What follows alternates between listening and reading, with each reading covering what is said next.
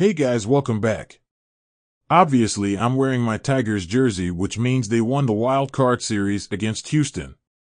Now they're playing the Cleveland Guardians in the ALDS, which is the American League Divisional Series.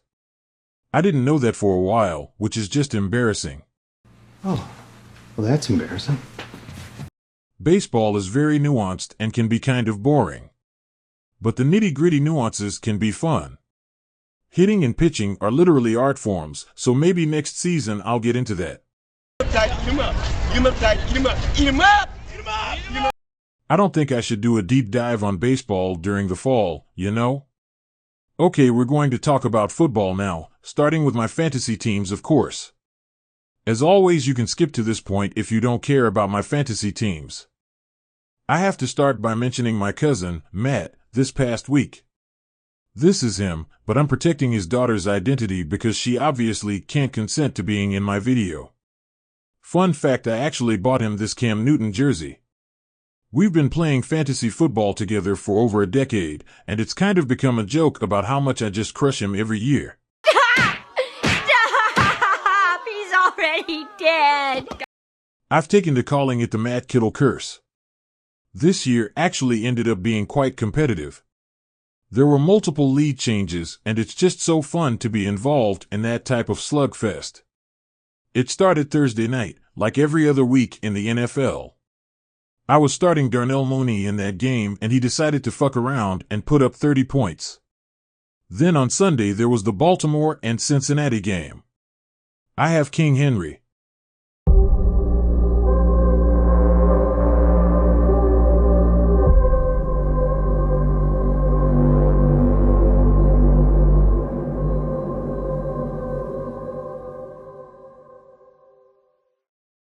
Who almost scored that third tutty.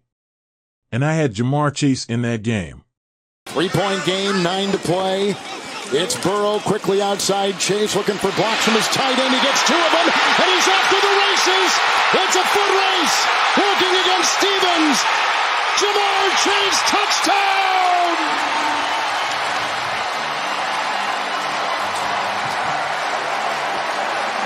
Quick response. Now one play. And Ja'Marr Chase, 70 yards later, with a quick response for the Bengals. The last 2 games, he's had 203 yards total and 3 touchdowns. Today, if you didn't know, he absolutely went crazy and put up a 40-burger. To do the math, that's 70 points between 2 players. That was like half of my points. Everything comes up Dano. I have to bring this up, though. Matt is a big Panthers fan, as you can see. Being a Panthers fan has to be, let's just say, annoying. I don't want to dunk on Matt too bad. He's caught for the touchdown. Calvin Johnson. Megatron, 25 yards from Matthew Stafford. But with Dan Snyder gone, David Tepper might be the worst owner in sports now. Owner David Tepper throwing a drink on a Jags fan from his booth. Right now, it's unknown exactly what prompted the action, what the two said to each other.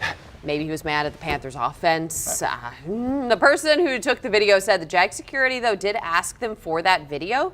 Now, the Panthers and Jags have not responded to a request for comment at this time, and we're still waiting to see if there's any, repercussions for this There's a lot action. going on in that video. Yeah, there's a lot to unpack. What's going on with But Matt has always been a passionate Panthers fan through all the ups and downs of being a Panthers fan. And trust me, there have been quite a few downs. One of my earliest sports memories is the Panthers going to the Super Bowl in 2002. Matt basically hopped on the bandwagon and just never got off. I was really inspired by that as a youngster, so I basically modeled my fandom after his. I always saw him as my cool older cousin, so naturally I tried emulating him. I mentioned that they put up 70 points and how it was basically half my points that week. So we're just going to talk about the league as a whole now. If you were skipping, now would be a good time to stop. I mentioned the Thursday night game. The fact it was actually an exciting game is another example of shit goose lunacy in the 2024 NFL season. The Lions had a bye week, so they weren't able to contribute to the shit goose lunacy by having quarterbacks catch touchdowns or having a coach bite kneecaps. we're going to get up, and on the way up, we're going to bite a kneecap off, all right? And we're going to stand up, and then it's going to take 2 more shots to knock us down, all right? And on the way up, we're going to take your other kneecap, and we're going to get up, and then it's going to take 3 shots to get us down. And when we do, we're going to take another hunk out of you. Before long, we're going to be the last one standing, all right? That's going to be the mentality. I can't say my other favorite teams were neutral. The Bills played the Texans, and I simply don't understand why they passed the ball 3 times in a row. I mean, I kind of understand wanting to put it all on Josh Allen, but at a certain point clock management comes into play. Thinking too hard about it just upsets me, so we should just move on. The Cowboys played the Steelers on Sunday night, and that leads me to mentioning Zach Smigel. I don't know how his last name is pronounced. I don't think it's pronounced like this. Smigel losing his nerve.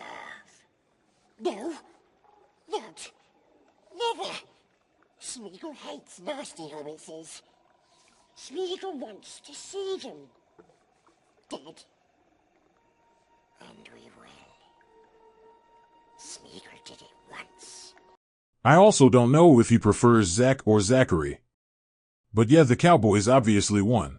How about them Cowboys? Yeah! I don't have anything else to say. You can go to my website, disableddanny.com, link in the description. Remember to join my cult by subscribing. Please be gentle while liking and hitting the bell. Keep an eye out for a wedding video. Yes, that is meant to be a cliffhanger. Peace out.